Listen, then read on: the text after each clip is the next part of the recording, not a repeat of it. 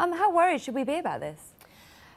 Obviously it's disappointing when we don't see all our patients as quickly as we could, but we need to remember that there's inevitable weekly variation. That's why the target is over a 3-month period.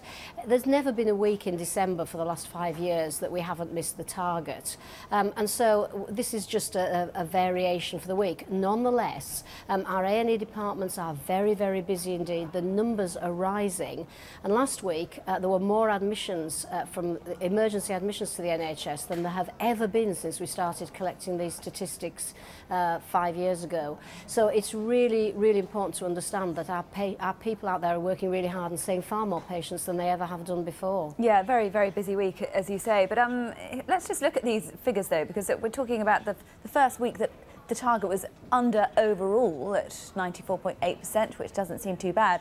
But actually, when you look a little bit closer, the major units are much worse, 92.2% being seen within the 4 hours there. And some of those have been below target since July. Well, the target is constructed to cover all the patients that we see, because inevitably really poorly patients often need to stay longer in A&E to have a proper diagnosis and for us to know exactly which ward they go to and what treatment they need. So there's never an intention that every single one of our units would hit 95% all the time, and it is really important to remember the breadth of the patients that we're seeing. Yeah. 2/3 of the trusts, though, missing their target. And the point is this year, I know it's not unusual, and in the run-up to Christmas there hasn't been a year, as I think you made the point, where we haven't been below those targets. But this year, extra money has been pumped in to problem A&Es, surely one would think, to ensure that this wouldn't happen.